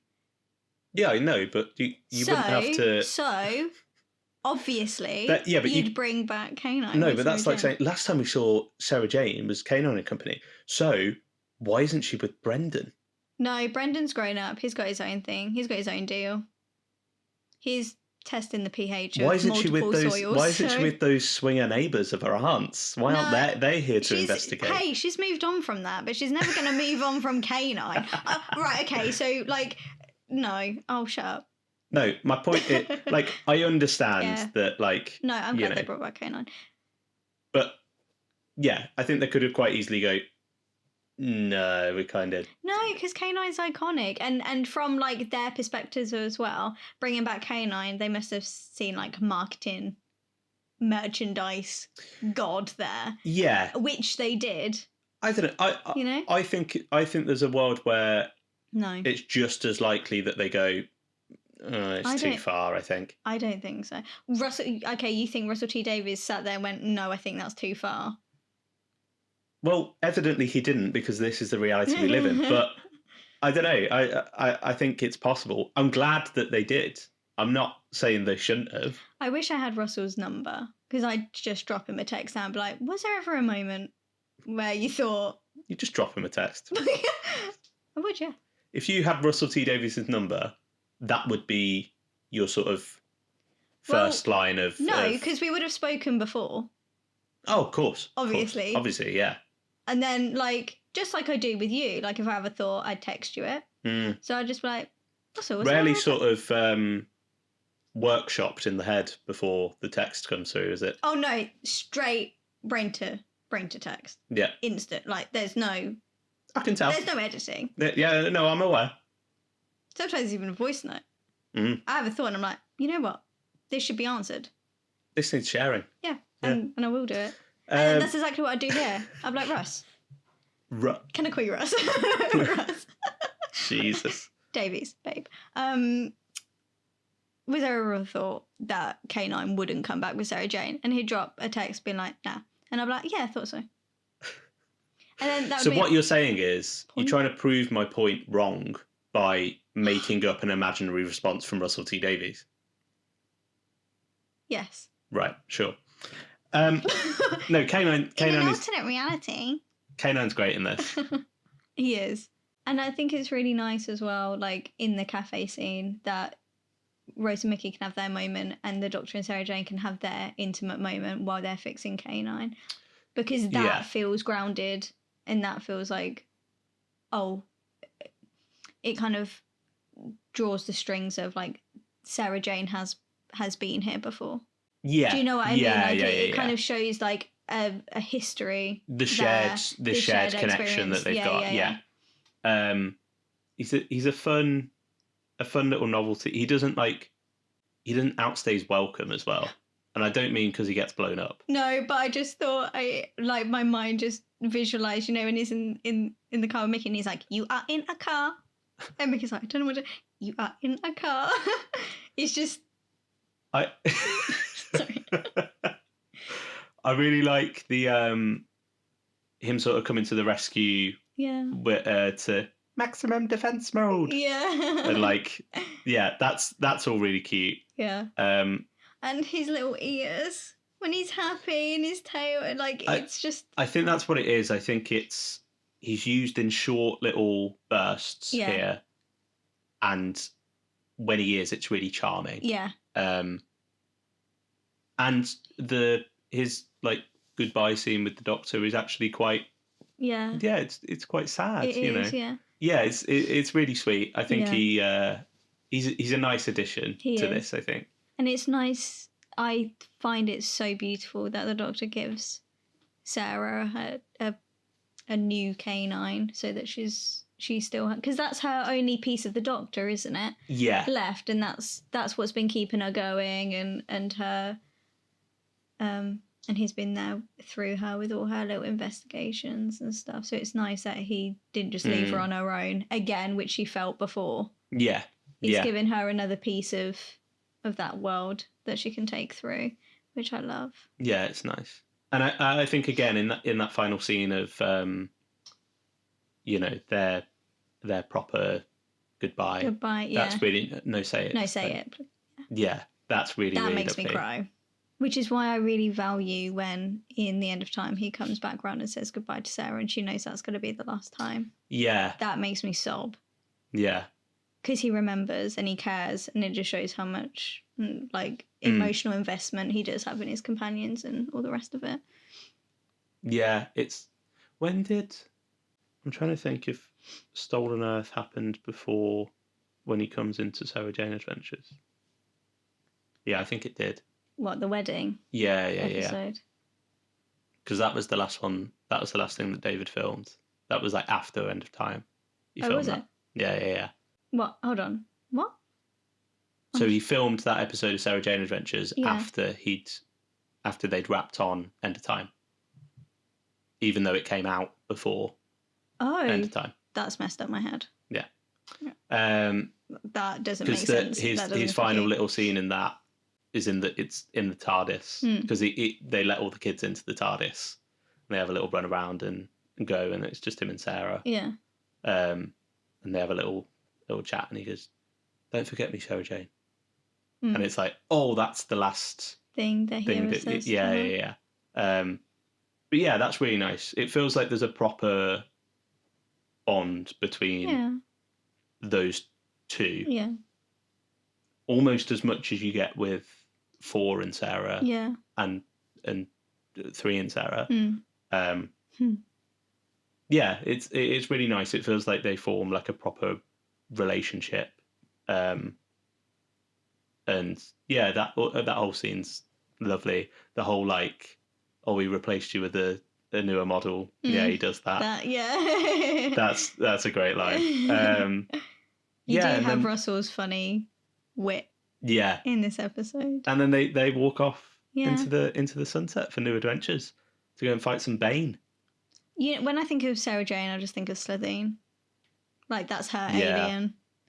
But it's really weird because but simultaneously Sontarans. The kid version of me is like, oh, Sladen. And then the adult version of me is like really rough potatoes coming out the soil. Really, do you know what I mean? Rough potatoes. Rough potatoes coming out the soil. Right, if I send you later the specific pitch, no, I'll show you now. It's a potato from Wolverhampton. No. That's it. Bloody hell, that's a rough potato. Okay, well, I can't find it anyway, so. Brilliant. Interesting you speak of some Sarah Jane adventures, because on the Patreon, we have got a commentary track for Invasion of the Bane. Yes, we do. Which will be out on the 2nd of February. I hope you're ready, because I haven't watched Sarah Jane Adventures in so long. No, neither have I, actually. It'll be quite, especially not this one. Yeah. So yeah, that'll be interesting, because that's we thought we'd do a double. Yeah, so give Sarah Jane all the love. For Liz's birthday, we'll do a Sarah Jane double bill. Yeah. But yeah, have you got any listener thoughts? I do. So I will get those up right this second. While I'm doing that, how do you feel about the resolution of the episode? Because you know how people say that Russell resolves his conflict just by pushing a button or whatever. How do you feel it's K9 blowing up the Krillitane? Because I think it's smart, because they can't even touch their own Krillitane because it just burns them. Yeah, and kills them because they've evolved so much that they can't touch it anymore. So using K9 exploding that to kill them in the school and get rid of them. I mean, I think that's pretty clever. I think that's fun. I like that. However, it does always make me question why the school blows up. Because K9's got a big bloody laser and he's doing a thing. Yeah, but because they want a big explosion. Yeah, but he shot the barrel. The barrel explodes. Yeah. And they all sort of get acid burns or whatever, and so why does the building blow up? Because the casing of the oil hits a pipe in the room, which becomes flammable. So as the flames are going from his laser for the second hit, that reacts with the gases that are in the air, and thus the school blows up. Yeah, right, fine. Right. Listener responses? Yeah. You got some tweets there, little cat? I do. What you got for me? I'm going to give them a little share with you. So I did a poll. You know I love a poll. You do love a poll? I love a poll. Asking what you all think about school reunion. I did 4 different categories: brilliant, good, middling, not my cuppa. You know, the usual. 41% of you said it's brilliant. Okay. Which is fab. 53% of you thought it was good. Which is fine. I'll take that. And then 6% said middling. So I feel like that was only like a couple of people, maybe. Okay. Like, he's just, at least, but no one. Any not my cuppers? 0% not my cuppa. Damn, okay. Because it's just fantastic. Well, it's interesting that you say this is the most excited that I've been, because I feel like I'd maybe veer more towards good than brilliant. But you've been really engaged and haven't let me have a word in, and your eyes I've never seen been so bright. So I don't know if the child in cocaine. you. Oh. Yeah. No, yeah, it's interesting. But I don't know if it's your inner child coming out and beaming over. Yeah, maybe. Over it, maybe. Maybe I do have like a nostalgia for this episode, I think. I think it's showing. Your nostalgia's showing. But I don't know. I feel like a 7 out of 10. Okay. Yeah? Yeah. I give this a 7.5, but yeah. Okay. Yeah, but somewhere between a 7 and an 8, depending on the day, I think. Yeah. Like the individual elements in it, I think I like maybe necessarily than the whole story, finished product, thing. Yeah. And that's not to say that it doesn't like tie together or, because I think the themes run through it really nicely. The characters are really well realised. Good monsters. Yeah. I think the plot's fun. Yeah. Yeah. I think it's really good. Yeah. Yeah. What do other people think? Other people. Nick says, the story itself is fine and good fun, but this obviously really excels with the reintroduction of Sarah Jane and K9. It's really beautifully and expertly done, something for classic and new fans to enjoy. Sarah's reaction on discovering the TARDIS is haunting.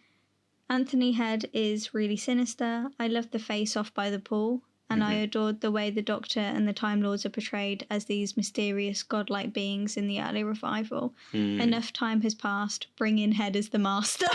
What did I say? Yeah.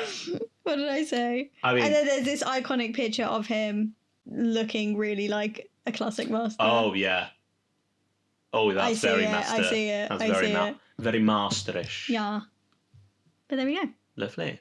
We also have Alexander, who says, I really enjoy it. I love the dynamic between Ten and Sarah, how her relationship with the Doctor impacts Rose, giving her a new perspective, as well as the way Rose softens to Sarah is really nice, and it's a shame they had barely any screen time in Series 4 finale. I know. I did like them two holding the Dalek going and... Oh, hello again. Hello again. No, she's like, oh, nice to see you or something. She's like, you too. Because I remember Rose as you too. Yeah. Yeah. Yeah. But yeah, I wish we had more. But hey. Even though the Krellitanes are a one-off villain on screen, they're a really solid monster with a really interesting motive. And Anthony Head plays as good a villain in Doctor Who as he does in Merlin. Was he in Merlin? He's the king in Merlin. King I've Uther. never seen Merlin. I just know... Merlin's pretty fun. I rewatched it with my flat in uni. Right. Because one of my flatmates was a really big fan of it. Yeah. Was Merlin BBC or was it a BBC? No, they used to show it on BBC. I was going to say, that's how I remember it. But it was BBC. It was basically like in Doctor Who's off season. Right, okay. So it'd be, Doctor Who would like finish in the summer. Yeah. And then Merlin would be on in the autumn. Oh, okay. Or like, do you remember that Robin Hood series they did? Around just before Merlin? Sure. There was, again, like a similar kind of thing. What other shows you got? Primeval? Yeah. That was on ITV though. No, yeah, I was going to say that was a Doctor. But yeah. Yeah, okay. He's good in Merlin. He's good in Merlin. His villainous acting is a force to be reckoned with, I think. Mickey's got some good lines in this story too. The Missus and the Ex, and Welcome to Every Man's Worst Nightmare. Also, K9, my first introduction to that tin dog, and it was brilliant, and his sacrifice was emotional AF. It's true. It is. That little tin dog. So everyone pretty much agrees with everything we said today, which is nice. Which is nice, because we are correct. We're always right. As we always are, yeah. Yeah. It's just nice to be recognised really good for it. Opinions, and we always say really intellectual and great things, and we're always really coherent and concise with our sentences, and we don't reflect on memories and go off on tangents at all because we're really good at reviewing. Yeah, the irony of you talking about concise sentences just there. Well, I think it's time. It's time for only one thing.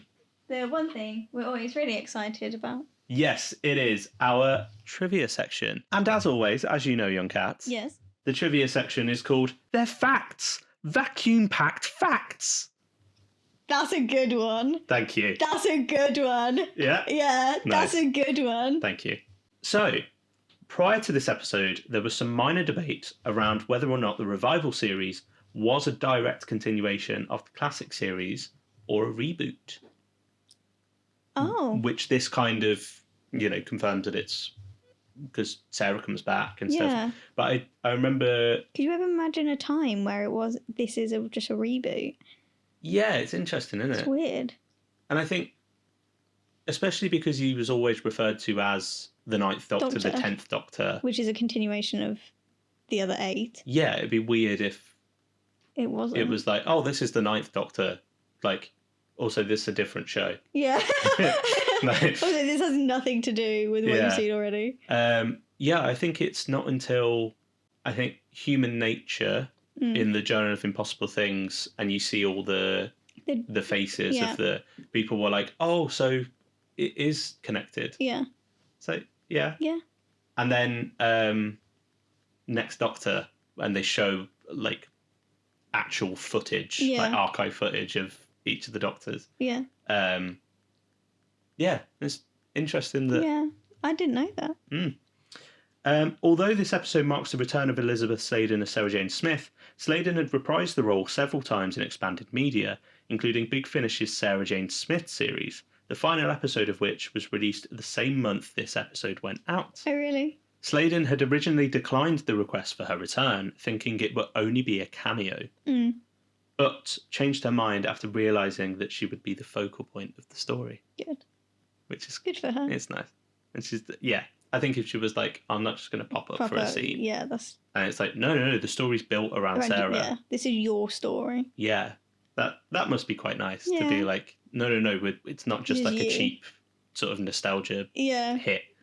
Toby Whithouse's original proposal for this episode had the setting of an old military base rather than a school. Which would pull in unit and all that in quite nicely, wouldn't it? Yeah, I guess so, yeah. I think it was meant to be like a disused, like, Black Ops sort of thing. Yeah.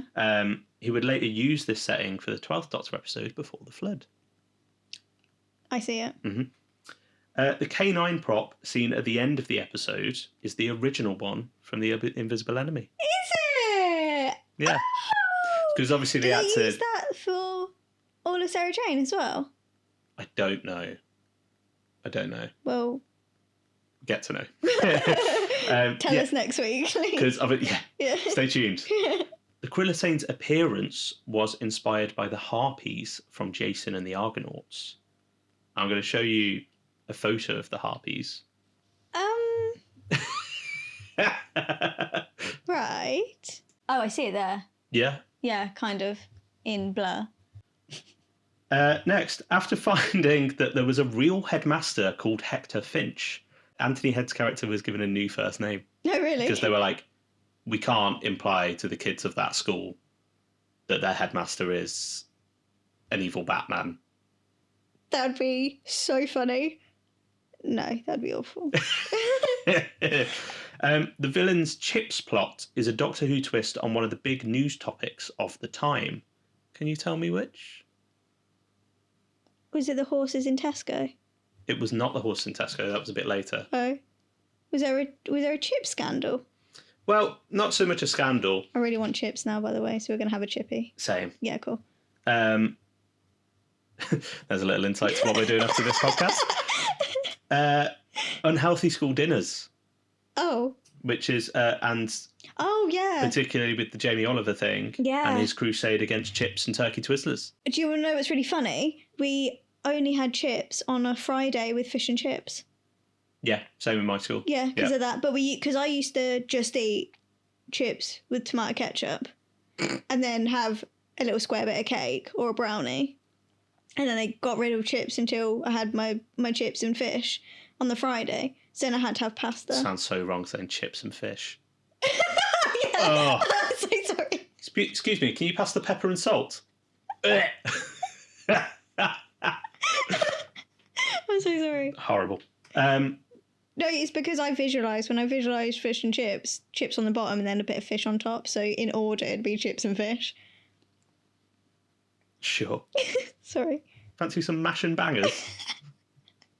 Yeah, but that's sausage and mash, isn't it? Yeah, mash and sausage. it's the wrong way around. It's horrible. Anyway. Yeah, I guess because normally you'd have your meat first, wouldn't you? Anyway. Foreign titles.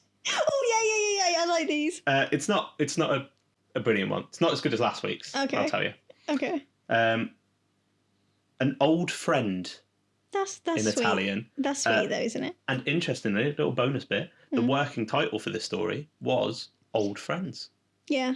In order to get a laugh from Billy Piper and... I like this one. I like this one. Yeah, I was going to say, I didn't know if you knew this one. I did know this one. In order to get a laugh from Billy Piper and Elisabeth Sladen in the computer room, David Tennant got the makeup department to draw a little moustache on him, so the actor's laughter is genuine. Because you know what, before I knew that fact, I always used the only thing I used to moan about School Reunion was how forced I thought Rose and Sarah's laugh was, because I was like, why are they laughing that hard over just like silly things the Doctor would say? Like, they would laugh and it would be like, oh, this is a funny thing, we can connect, we're friends now.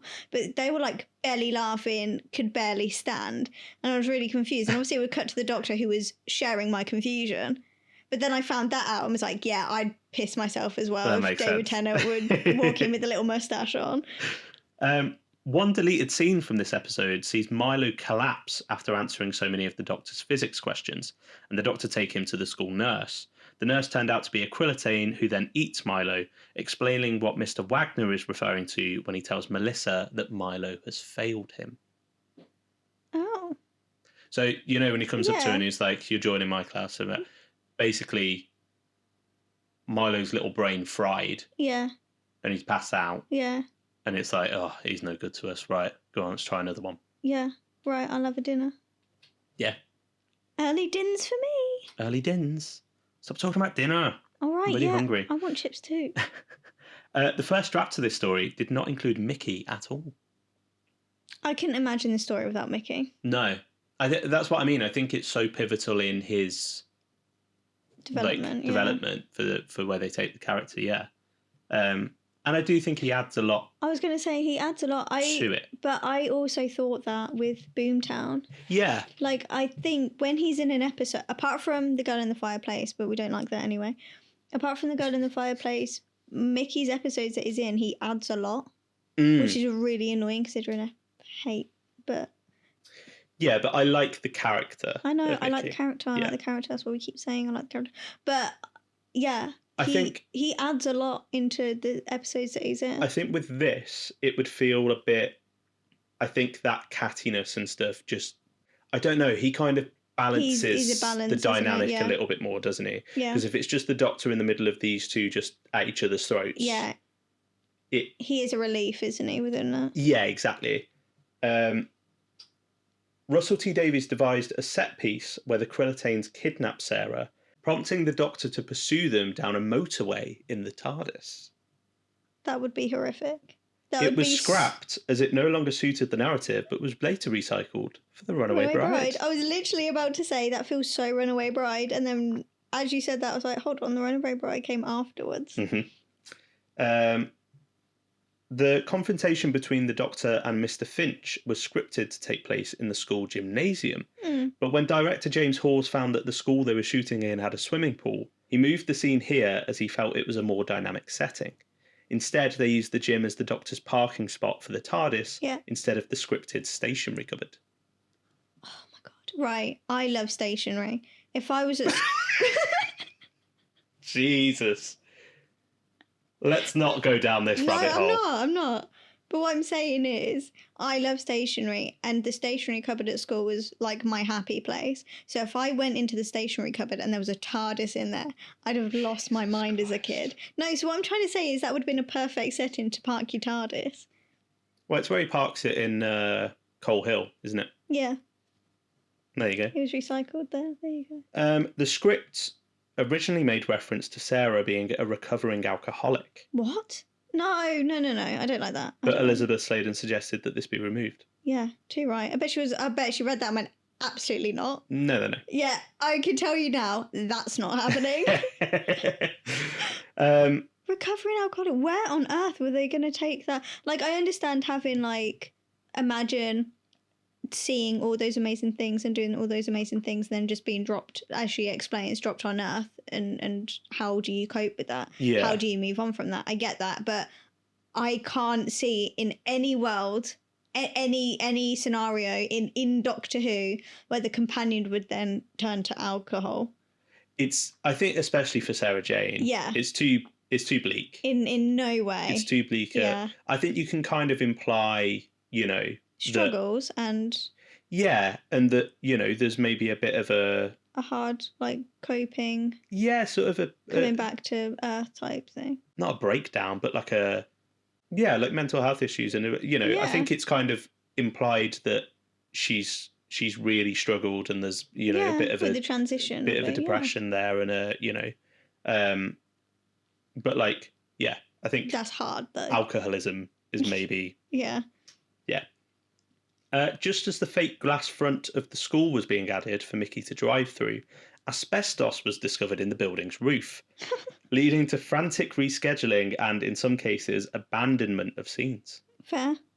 Yeah. That's insane. They'd literally just started, pretty much fitted that fake glass panel. For them to drive through. And then went, asbestos? Cool. Ah! Imagine. Yeah. How angry you'd be. Especially, as, like I say, because they were filming this in the summer holidays, so they've got a very finite amount of time. Yeah. You can't go back and do reshoots. No. Like, especially not for a glass for something like that, big stunt. And finally, final little bit of vacuum facts. Although this is Anthony Head's only on-screen appearance in the series, he has various connections with Doctor Who. Oh, you're about to tell us. Mm-hmm. He auditioned for the role of the 8th Doctor. What? Mm-hmm. Really? Oh, wow. And was later among those considered when it came to casting the 9th. Wow. Mm-hmm. He also played the Time Lord Valentine in the webcast Death Comes to Time, Greyvorn in Big Finish's Excellis miniseries, and Balthazar in the animated Infinite Quest. Oh. He narrated several documentaries, including the 3rd and 4th series of Confidential, the BBC Two documentary Regeneration, and the BBC audio release Project Who. Finally, he was the narrator of the audiobook versions of novels The Nightmare of Black Island and Only Human. I got those on audio DVD and I used to listen to them when I was sleeping. There you go. And I didn't even know that, obviously, as a child, but even as an adult, I didn't know he did that. Anthony Head, man. That's insane. He's the man. He's the boy. I love that. Bless him. And this was his main show, Doctor Who Breakthrough. Yeah. Bless him. Maybe Master. Maybe he does look good as a Master in that photo, though. Yeah. He's great. Just really more Tony Head and stuff. Yeah. Just generally. Yeah. But that brings us to the end of facts. Vacuum-packed facts. That might be my favourite one you've done. Nice. Well done. Thank you. Come on, guys, let's give him a round of applause. Woo! Thank you. So, thank you very much for joining us. Hope you've enjoyed the review. This was a fun one. This was really fun. I did have fun. You had a lot of fun. I did too, but you did. I saw you have a lot of fun. Yeah. And next week, we'll continuing with the RTD1 train, because next week is episode 42. It is. So, what other story could we be looking at? I can't wait. We had to. I love 42. So we're taking a look at 42, getting hot and sweaty on the SS Pantaleon. I have a lot to say about this episode. Yeah, I'm intrigued for this one. Yeah, we'll see. Join us for that. I think it'll be an interesting one. I think it's an interesting one. Yeah. In the meantime, where can they find you? They can find me on Twitter and Instagram at simplykatie_XO. Where can they find you, Tip? Thank you very much for asking. They can find me also on the Twitter at Sun and Biscuit and on the Sun and Biscuit YouTube channel, which you may very well be watching this here podcast on right now. If you would like to contact us, all of our socials are in the link tree, which is in the description. If you'd like to join us on Patreon, we've got lots of cool stuff going on over there. We do. It's true. It's so true. Including, as mentioned, our Invasion of the Bane video commentary, which it'll be fun. I'm looking forward to revisiting that. I'm looking forward to doing that because I haven't seen Sarah Jane Adventures in so long. What? I'm trying to wrap it up because I'm hungry and I watch it. I'm sorry. So the last time I watched Sarah Jane Adventures, I'm a yapper. Can you go away? Oh, I know. Yes, so come join us for next week for 42. And if you'd like to join us on the Patreon, we'll have some cool stuff going on there. Any final thoughts? No, because you'll tell me off. Correct. We're going to go and have some chips. Yeah. Can you smell chips? You're paying. No money. Oh, come on then, Tightwad. Chips are on me. See you next week. Bye. Bye.